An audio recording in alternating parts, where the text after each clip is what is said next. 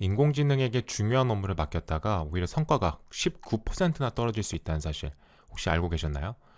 오늘은 인공지능을 단순히 일 잘하는 비서가 아니라 우리의 생각을 더 날카롭게 만드는 지적 스파링 상대로 활용하는 법을 깊이 있게 파헤쳐 보려고 합니다.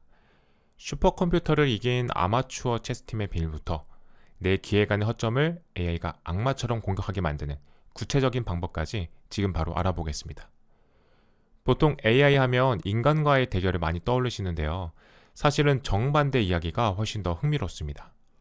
인간과 AI가 한 팀이 되었을 때 각각 혼자일 때보다 압도적인 성과를 낸다는 켄타우로스 모델이라는 게 있거든요. 이 개념이 세상에 널리 알려진 계기가 바로 체스판 위에서였습니다.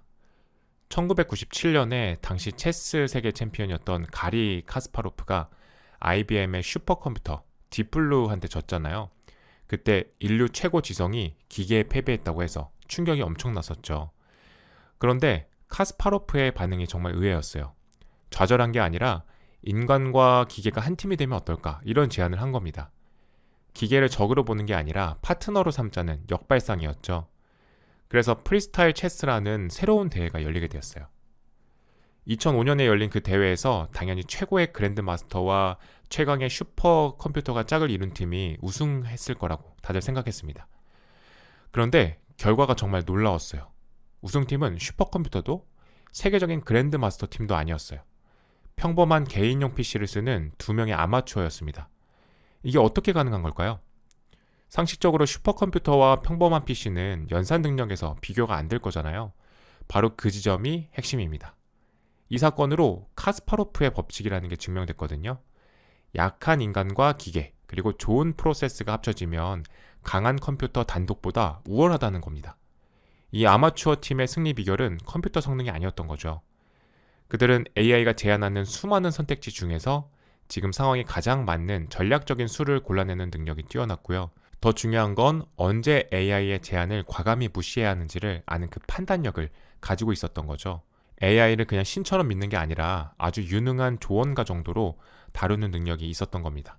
AI의 약점은 인간이 보완하고 인간의 실수를 AI가 막아주는 이런 협업 방식은 생사가 걸린 의료 분야에서는 훨씬 더 중요합니다. 그래서 영상의학 분야에서는 이걸 스위스 치즈 모델이라고 부르는데요. 구멍이 숭숭 뚫린 스위스 치즈 여러 장을 겹치면 결국 구멍이 다 메꿔지잖아요. 그것처럼 서로 다른 종류의 실수를 하는 AI와 인간 의사가 협력해서 오진 가능성을 거의 없애는 원리죠. 서로의 구멍을 메워주는 겁니다.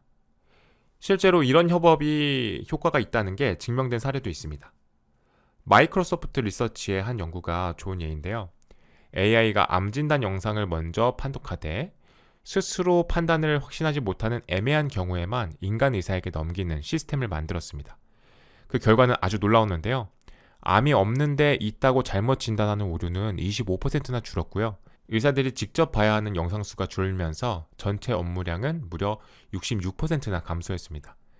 의사들은 불필요한 일에서 벗어나서 정말 중요하고 어려운 진단에만 집중할 수 있게 된 거죠. AI가 인간의 전문성을 대체하는 게 아니라 오히려 그 가치를 더 높여준 셈입니다.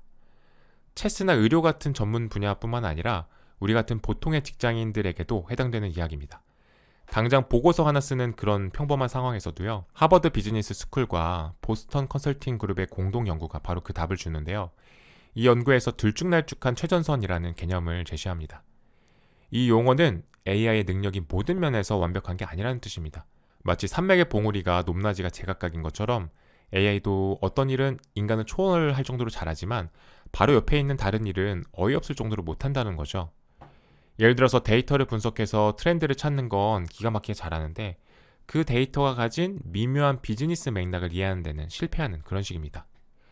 실제 컨설턴트들을 대상으로 실험을 해봤는데 AI를 활용한 그룹이 그렇지 않은 그룹보다 업무 속도는 25%, 결과물의 품질은 무려 40%나 더 높게 나왔습니다. 품질이 40%나 높았다는 건 AI를 쓰면 사람이 생각하는 능력이 퇴할 거라는 우려와는 완전 반대 결과인 거죠. 그런데 여기서 흥미로운 점이 하나 발견됐습니다. AI를 쓰는 사람들의 행동이 크게 두 가지 유형으로 나뉘더라는 겁니다. 첫 번째는 앞에서 말한 켄타우로스 유형입니다. 이들은 인간과 AI의 업무를 명확하게 나눠요. 큰 전략 방향을 정하는 건 직접 하고 자료조사나 보고서 초안 작성처럼 AI가 잘하는 일은 AI에게 맡기는 거죠. 일종의 전략적 분업입니다. 다른 유형은 사이보그 유형인데요. 이들은 AI랑 거의 한 몸처럼 움직입니다. 아이디어가 떠오르면 핵심 단어만 AI에게 던지고 AI가 문장을 만들어주면 그걸 보고 생각을 발전시켜서 다시 던지는 식으로 마치 탁구 치듯이 함께 결과물을 만들어가요. 켄타우로스가 지휘관과 부하 같다면 사이보그는 정말 한 몸처럼 움직이는 파트너 같은 거죠. 두 방식 다 효율적으로 들리는데 바로 그 지점에서 치명적인 함정이 발견됐습니다. 두 유형 모두에게서 운전대에서 잠들기 현상이 나타난 겁니다. AI가 만든 결과물이 겉보기에 너무 그럴듯하니까 사람들이 비판적인 검증을 멈추고 그걸 맹목적으로 수용하는 경향을 보인 거죠. 그래서 처음에 말씀드렸던 성과가 19% 하락한 경우가 여기서 나온 겁니다. 특히 AI가 잘 못하는 영역에 일을 맡기고 그 결과를 그대로 믿었을 때 AI를 아예 안 쓴 그룹보다 오히려 성과가 19%나 떨어지는 재앙이 발생한 겁니다. 그럴듯하게 포장된 헛소리를 그대로 보고서에 넣었다는 거죠. 결국 최종 책임은 인간에게 있다는 말입니다. 그래서 도메인 지식, 그러니까 해당 분야에 대한 깊은 이해와 경험이 그 어느 때보다 중요해지는 겁니다. AI가 만든 분석이 날카로운 통찰인지 그럴듯한 헛소리인지를 구분하는 눈은 오직 경험을 쌓은 전문가만이 가질 수 있으니까요.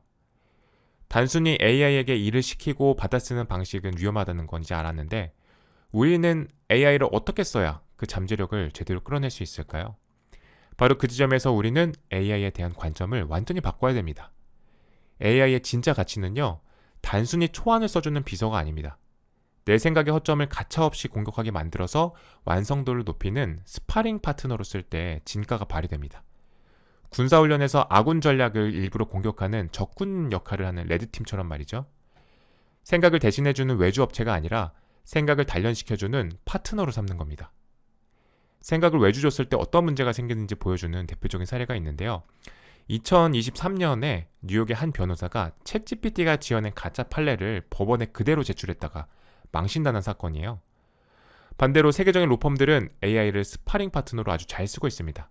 그들은 정반대의 방식을 쓰는데요. 자신이 공들여 작성한 변론서를 AI에게 주고 이렇게 명령하는 거죠. 자, 너는 상대 로펌의 가장 유능한 변호사다. 내 논리를 무너뜨릴 가장 강력한 반박 논리 5가지를 제시해. 이건 변호사뿐만 아니라 기획서를 쓰는 모든 직장인에게 필요한 방식입니다. AI가 인간 변호사가 놓쳤을지 모르는 허점을 공격하고 변호사는 그걸 방어하는 논리를 보강하면서 자기 주장을 거의 완벽하게 만드는 겁니다. 중요한 발표 전에 내 논리의 약점을 미리 점검해 볼 수 있는 거죠. 세계적인 컨설팅 회사 맥킨지도 자체 AI, 릴리를 바로 그런 생각 스파링 파트너로 씁니다. 중요한 고객사 미팅 전에 자기 제안서를 AI에게 주고 이렇게 요청하는 거죠. 당신은 비용에 아주 민감한 우리 회사 최고 재무 책임자다. 이 제안을 보고 어떤 날카로운 질문 3가지를 던지겠는가? 예상 공격을 미리 시뮬레이션하고 방어 논리를 준비하는 정말 똑똑한 활용법입니다. 여기서 마이크로소프트 리서치 연구진은 한 걸음 더 나아갑니다. 아예 AI가 사용자에게 먼저 왜 그렇게 생각하십니까? 또는 혹시 반대되는 증거는 고려해 보셨나요? 이렇게 되묻는 도발 기능을 넣어야 한다고 주장을 해요. 일부러 태클을 걸게 만드는 거죠. 이런 의도된 마찰이 우리를 수동적인 정보 수용자가 아니라 더 깊이 생각하는 능동적인 검증자로 만든다는 겁니다. 이런 스파링 파트너 방식은 전문가들이 쓰는 특별한 AI가 아니라 지금 우리가 쓰는 챗GPT 같은 걸로도 충분히 가능합니다. 중요한 건 도구가 아니라 질문하는 방식, 즉 프롬프트입니다. 제가 생각을 자극하는 구체적인 프롬프트 3가지를 알려드릴게요. 첫째는 악마의 변호인 프롬프트입니다. 사람은 누구나 자기 생각이 맞다는 증거만 찾으려는 확증 편향에 빠지기 쉽잖아요. 그래서 일부러 AI에게 내 의견에 무조건 반대하는 역할을 맡겨서 아이디어의 약점을 억지로 찾아내게 만드는 겁니다. 구체적으로는 역할을 명확하게 주는 거죠. 역할 부여. 너는 20년 경력에 아주 까칠한 투자 심사역이야. 내 아이디어에 절대 동의하지 말고 무조건 단점부터 찾아내. 그리고 구체적인 지시를 내린 겁니다. 지시사항. 이 기획안이 실패할 수밖에 없는 치명적인 이유 3가지를 제시해. 특히 내가 놓치고 있는 숨겨진 가정들을 지적해줘. 내 편을 들어주는 친구가 아니라 일부러 반대하는 비평가를 만드는 겁니다. 생각만 해도 아프지만 꼭 필요한 과정이겠죠. 둘째는 소크라테스식 문답법입니다. 복잡한 문제일수록 섣부른 해결책보다는 문제의 본질을 파악하는 게 중요하잖아요. AI가 정답 대신 질문을 던지게 만드는 겁니다.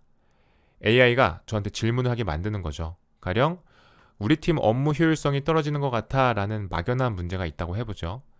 보통은 업무 효율성 높이는 방법 알려줘 이렇게 물어보겠지만 대신 이렇게 요청하는 겁니다. 해결책을 바로 주지 마. 대신 내 생각의 깊이를 더해줄 질문을 하나씩 던져줘. 내가 답하면 꼬리 질문을 계속해. 그러면 아마 AI는 이렇게 되물을 겁니다. 효율성이란 구체적으로 무엇을 기준으로 정의하고 계신가요?